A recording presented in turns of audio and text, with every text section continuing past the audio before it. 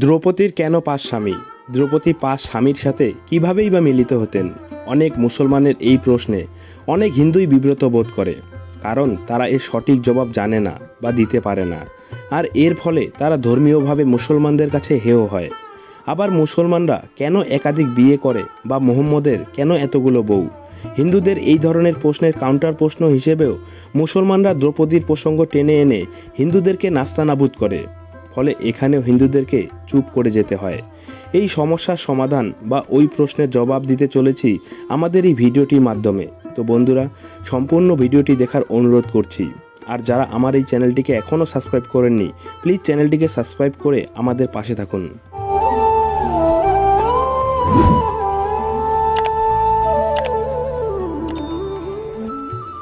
একজন যৌনকর্মীর সন্তান ছোটবেলা থেকে তার মাকে বিভিন্ন লোকের সাথে যৌনকর্ম করতে দেখতে দেখতে এতে এতটাই অভ্যস্ত হয়ে পড়ে যে পরে একটা সময় তার কাছে এটা খুব স্বাভাবিক ঘটনা হয়ে ওঠে এবং তার মায়ের এই আচরণে তার আর তেমন কিছু মনে হয় না। তার মায়ের ঘরে প্রতিদিন নিত্য নতুন লোক আসে এবং তার মা তাদের সাথে এক বিছানায় শোয়। এটা তার কাছে এক সময় সাধারণ ঘটনাই হয়ে যায়। তেমনি পুরুষতান্ত্রিক সমাজে একজন পুরুষের একাধিক স্ত্রীর ব্যাপারটা দেখতে দেখতে বিষয়টি এতটাই গা শোয়া হয়ে গেছে যে মোহাম্মদ কেন বুড়ো বয়সে 20টি বিয়ে করলো বা এখনও কেন কোনো মুসলমান একাধিক বিয়ে করে, এটা নিয়ে কোনো মুসলমানদের কোনো প্রশ্নও নেই আর মাথা ব্যথাও নেই, যেন বিষয়টি স্বাভাবিক। হিন্দুদের কাছে মুসলমানদের প্রশ্ন হচ্ছে, আর তাদের মাথা ব্যথার কারণও হচ্ছে, দ্রৌপদীর কেন ৫ স্বামী? এই প্রশ্নগুলির উত্তর কিছু উদাহরণ দিয়ে আমি বোঝানোর চেষ্টা করছি। রাজা দশরথ যে কৈকেয়ীর সেবায় সন্তুষ্ট হয়ে তাকে কোনো বর দিতে চেয়েছিল, সেটা রাম জানতও না। পরে সুযোগ বুঝে কৈকেয়ী নিজের গর্ভের সন্তান ভরতকে রাজা বানানোর জন্য ওই বরগুলির সাহায্যে রামকে বনে পাঠাতে দশরথকে বাধ্য করে। রাম বরদানের বিষয়টি শুনে পিতৃসত্ত্বকে রক্ষা করার জন্য 14 বছরের বনবাসের জীবনকে মেনে নিয়ে বনে চলে যায়। একজন রাজপুত্র যে জন্মের পর থেকেই অঢেল সুখ সম্পদের মধ্যে বড় হয়েছে, তার পক্ষে বনের কঠিন জীবনযাপন করা যে কত কষ্টের তা খুব সহজেই বোঝা যায়। আগে কেউ কোনো অপরাধ করলে রাজারা তাদেরকে শাস্তি হিসেবে বনবাসে নির্বাসন দিত, কিন্তু রামের এই বনবাস তার কোনো কৃতকর্মের ফল ছিল না। তাহলে রাম কেন স্বেচ্ছায় তার কঠিন জীবনকে মেনে নিল? হিন্দু শাস্ত্রের একটা বাণী হলো, পিতা স্বর্গ পিতা ধর্ম পিতাহি পরমং তপ, অর্থাৎ পিতা স্বর্গ পিতাই ধর্ম, পিতাই পরম তপস্যার বিষয়। তো পিতা যে প্রতিশ্রুতি দিয়েছে সেটা পুত্রকে জানিয়ে হোক বা না জানিয়ে হোক, পুত্রের সেটা রক্ষা করাই ধর্ম। রাম এটা জানতো বলে বিনা বাক্য বয়ে সে বনের জীবনকে মেনে নিয়ে বনে চলে যায়। কিন্তু অন্য কেউ হলে কি করত? সে মায়ের সাথে ঝগড়া করত, বাপকে বলতো, তুমি যে প্রতিশ্রুতি দিয়েছো সেটা তোমার ব্যাপার, আমি আমার অধিকার ছাড়বো না, রাজ্য ছেড়ে আমি বনে যাব না। কিন্তু রাম তা বলেনি বা করেনি। শুধু তাই নয়, দশরথ রামকে বলেছিল, তোর বনে যাওয়ার দরকার নেই, কৈকেয়ীকে যে বর দিয়েছি সে ব্যাপারে আমি বুঝবো। এই প্রতিজ্ঞা রক্ষা না করলে যদি আমার পাপ হবে, সে পাপের ফল আমি ভোগ করব। কিন্তু তারপরেও রাম পিতৃসত্ত্বকে রক্ষা করার জন্য বনে যাওয়াই স্থির করে। রামের বনে যাওয়ার ফলে পুত্র শোকে দশরথ সেই যে অসুস্থ হয়ে পড়ে, সেই অসুখেই দশরথের মৃত্যু হয়। রামের এই যে ত্যাগ, এটা যে কত বড় একটা আদর্শ এবং কত বড় দৃষ্টান্ত, সেটা আমরা কমই উপলব্ধি করে থাকি বা কমই উপলব্ধি করতে পারি। রামের এই আদর্শ হিন্দু সমাজের, হিন্দু ধর্মের। রামেরা ছিল 4 ভাই, কিন্তু তাদের মধ্যে রাজ্য ভোগ নিয়ে কোনো কামড়াকামড়ি নেই, মারামারি কাটাকাটি নেই, খুন হত্যা নেই। এর বিপরীতে এই ভারতের ওই মুসলিম সমাজের আদর্শ সম্রাট শাহজাহানের 4 পুত্রের দিল্লি সিংহাসন দখলের ঘটনাকে বিবেচনা করে দেখুন। ঔরঙ্গজেব ক্ষমতা দখলের জন্য নিজের অন্য 3 ভাইকে হত্যা করে এবং বাপ ও বোনকে বন্দী করে রাখে। আর এটাই হলো মুসলিম সমাজের আদর্শ। এর জন্য মুসলিম সমাজের আদর্শ আর হিন্দু সমাজের আদর্শকে এক পাল্লায় মাপলে চলবে না। দ্রৌপদীর 5 স্বামীর পরিবর্তে ওই 5 ভাইয়ের প্রত্যেকের যদি 5টি করে বউ থাকতো, তাহলে মনে হয় এ নিয়ে কোনো মুসলমানের কোনো প্রশ্ন বা আপত্তি থাকতো না। কিন্তু 5 ভাই মিলে একজনকে বিয়ে করে এবং 5 জনেই তার দেখাশোনা করে বা খেয়াল রেখে একটা নারীকে যে কত সম্মান ও মর্যাদা দিয়েছে, সেটা বোঝার ক্ষমতা কোনো মুসলমানের নেই। কারণ ইসলামে নারীর মর্যাদার মাপকাঠি তো হলো এক পুরুষের 4 বউ বা 4 সতীনের সংসার। হিন্দু ধর্মে পুনর্জন্ম বিশ্বাস করা হয় এবং এটা চিরন্তন সত্য এই কারণে যে তা না হলে ইসলাম মতে নিষ্পাপ রুহু বা আত্মাদের কেউ কেন পৃথিবীতে ধনীর ঘরে জন্ম নিয়ে অশেষ সুখ ভোগ করে, আর আর কেউ কেন বস্তিতে জন্ম নিয়ে কষ্ট পায়। পূর্বজন্মের কর্মের ফলেই এমন হয়। দ্রৌপদীর 5 স্বামীও ছিল তার পূর্বে জন্মেরই প্রার্থনার ফল। কেননা পূর্বজন্মে দ্রৌপদী 14টি গুণ সম্পন্ন স্বামীর জন্য তপস্যা করে। মহাদেব শিব তাকে সেই মতো বরদানও করেন, কিন্তু একটি মানুষের মধ্যে এতগুলি গুণ থাকা সম্ভব নয়।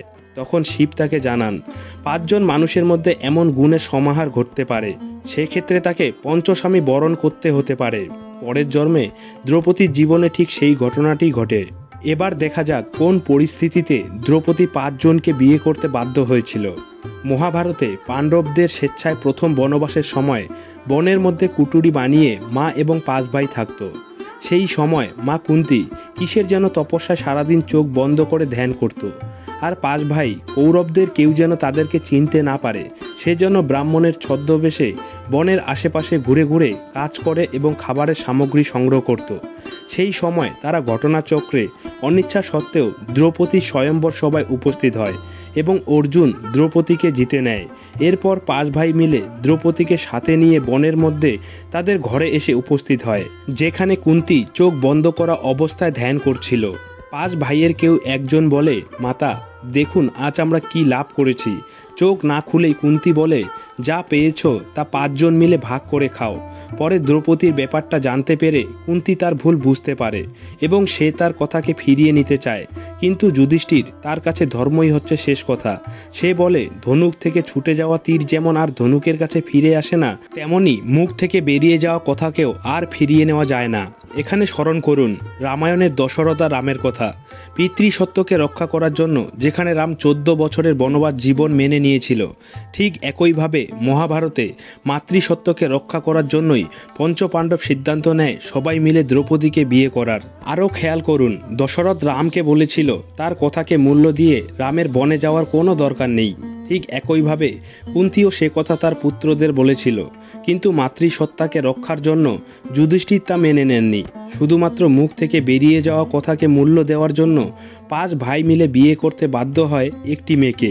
এই হলো হিন্দু আদর্শ। প্রতিশ্রুতি বা কথার মূল্য যেখানে সবচেয়ে বেশি, এখানে প্রতিশ্রুতি রক্ষা করতে গিয়ে মহাভারতের ভীষ্ম যেমন সারা জীবন বিয়ে করে না, তেমনি শুধুমাত্র প্রতিশ্রুতির জন্যই গুরু দ্রোণ বা কর্ণ অধর্মের পক্ষ জেনেও দুর্যোধনকে ত্যাগ করতে পারে না। হিন্দু আদর্শ এরকমই, যেখানে কথার মূল্য জীবনের চেয়েও বেশি। এই কথার মূল্য দিতে গিয়ে দ্রৌপদীকে বরণ করতে হয় তার 5 স্বামীকে। এবার কথা হলো, 5টি স্বামী থাকা সত্ত্বেও দ্রৌপদী কি পতিতাদের মতো বহুগামিনী ছিল? এই ব্যাপারটিই হচ্ছে মুসলমানদের যত আগ্রহ এবং টিটকারির বিষয়, কারণ তাদের আদর্শ তো মোহাম্মদ। আর এই মোহাম্মদ সারা জীবনে 20টি বিয়ে করলেও তালাক দিয়ে শেষ পর্যন্ত 9 জন স্ত্রী এবং 2 জন যৌন দাসীকে তার হেরেমে রেখেছিল, যারা মোহাম্মদের মৃত্যু পর্যন্ত তার বাড়িতে ছিল। সবচেয়ে মজার এবং একই সাথে অদ্ভুত ও আশ্চর্যের ব্যাপার হচ্ছে, এই 11 জনের সাথে মোহাম্মদ প্রতিদিন একবার করে সেক্স করত। শেষ জীবনে মোহাম্মদ কি প্রকারের যৌন উন্মাদ ছিল সেটা একবার কল্পনা করুন। আমার কথায় বিশ্বাস করতে কষ্ট হলে নিচের হাদিসটি দেখে নিন। আনাস ইবনে মালিক ও কাতাদা থেকে বর্ণিত, তারা বলেন, দিনে ও রাতে নবী পর্যায়ক্রমে 11 জন বিবির সাথে যৌন সঙ্গম করতেন। কাতাদা বলেন, আমি আনাসকে জিজ্ঞেস করলাম, হযরতের কি এতই শক্তি ছিল? তিনি বললেন, আমাদের মধ্যে এই কথা প্রসিদ্ধ ছিল যে নবীজি 30 জন পুরুষের যৌন শক্তি আল্লাহর তরফ থেকে প্রাপ্ত ছিলেন। এবার অনেকের মনেই প্রশ্ন জাগতে পারে, তাহলে 5 স্বামীর সাথে দ্রৌপদীর যৌনতার ব্যাপারটি ছিল কীরকম? দ্রৌপদী যখন বুঝতে পারে যে 5 জনকে বিয়ে করাই তার নিয়তি, তখন সে তার শারীরিক পবিত্রতা কিভাবে রক্ষা করবে এই ব্যাপারে বিয়ের আগে উপস্থিত পণ্ডিত পুরোহিতদের বলে, এক স্বামীর সাথে একটানা 1 বছর অবস্থানের পর সে পরবর্তী 1 বছর কারো সাথে অবস্থান না করে তপস্যা করবে এবং এভাবে দেহকে শুদ্ধ করার পর পরের বছর অন্য স্বামীর সঙ্গে থাকবে। তার এই সিদ্ধান্তে সন্তুষ্ট হয়ে উপস্থিত পণ্ডিতগণ তাকে বিয়ের অনুমতি দেয় এবং 5 স্বামীর সাথে দ্রৌপদীর বিয়ে হয়। এই বিয়ের আসরে মহাভারতের রচয়িতা মহর্ষি বেদব্যাসও উপস্থিত ছিলেন এবং সেই সময় কোনো পণ্ডিতই দ্রৌপদীর এই সিদ্ধান্তের মধ্যে অশাস্ত্রীয় কোনো কিছু দেখেনি বা কেউ তার এই সিদ্ধান্তের প্রতিবাদ করেননি। এর জন্যই দ্রৌপদী হস্তিনাপুরের রাজসভায় তাকে যখন অপমান করা হচ্ছিল, তখন তার 5 স্বামীর উদ্দেশ্যে বলেছিল, একজনকে বিয়ে করলে অন্য 4 জনকে সন্ন্যাস নিতে হতো। আপনাদের কাউকে যাতে সন্ন্যাস নিতে না হয় এজন্য আমি আপনাদের 5 ভাইকে বিয়ে করে নিজের সারা জীবনকে তপস্যায় পরিণত করেছি, আর আপনারা পাশা খেলায় আমাকে বাজি ধরে দাসী বানিয়ে দিলেন। এই ছিল দ্রৌপদীর যৌন জীবন। সবচেয়ে বড় কথা হলো, দ্রৌপদীর এই 5 স্বামীর ঘটনা হিন্দু সমাজে কোনো শাস্ত্রীয় বিধান বা চিরন্তন রীতি নয় যে প্রতিটি হিন্দু পরিবারে বা হিন্দু মেয়েদের জীবনে এমন ঘটনা ঘটে বা অনন্তকাল ধরে ঘটবে। এটা একটা অ্যাক্সিডেন্ট, এবং এই ঘটনা পৃথিবীতে একবারই ঘটেছিল। জয় হিন্দ, জয় শ্রীরাম, জয় শ্রীকৃষ্ণ। ধন্যবাদ।